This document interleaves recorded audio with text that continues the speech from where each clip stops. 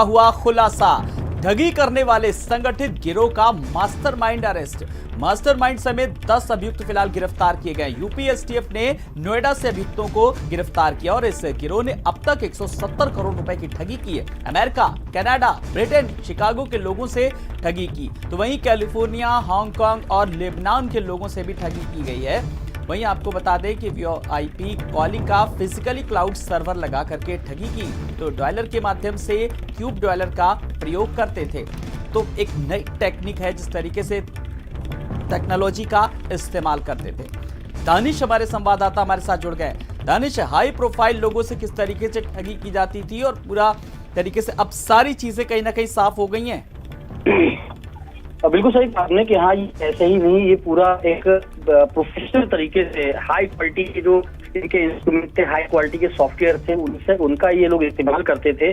और यहाँ से जो call Canada, America, New Zealand, Australia जो कॉल जाती थी तो वहां पर बाकायदा वही का नंबर शो करता था और वहां पर ये जो वहां के हाई प्रोफाइल लोग हैं उनको ये बताते थे कि उनका जो सॉफ्टवेयर है वो अपडेट होना है, उनके सिस्टम में वायरस आ गया है, उनको जो है ऑनलाइन शॉपिंग करानी थी। यानी बहुत से ऐसी चीजें थी जो ये उनके सिस्टम में झांक कर और उनको ये ऑफर करते थे, उनसे वो पैसा अपने खाते के अंदर डलवा लेते थे। बड़ी बात ये है कि जो वो खाता हुआ करता था वो भी उसी देश का हुआ करता था, लिहाजा जो वहां के लोग थे उनको शक नहीं होता था। एसटीएफ को काफी समय से शिकायतें मिल रही थी, फिर एसटीएफ ने छानबीन शुरू करी तो सेक्टर 59 में ये पूरा चल रहा था, ये पूरा कॉल सेंटर इंटरनेशनल चल रहा था। वहां पे छापेमारी करने के बाद जो उसके मालिक हैं विनोद, उनको गिरफ्तार किया गया। उनके साथी थे तकरीबन 9 और लोग थे, उनको गिरफ्तार किया गया। वहां से तकरीबन 32 क्रेडिट कार्ड, साथ ही 38 सीपीयू और भी जो इंटरनेशनल कॉल में जो चीजें इस्तेमाल होती हैं, उपकरण होते हैं, वो बरामद किए गए। अब तक की छानबीन में जो एसटीएफ ने निकाला है तकरीबन 170 करोड़ रुपए का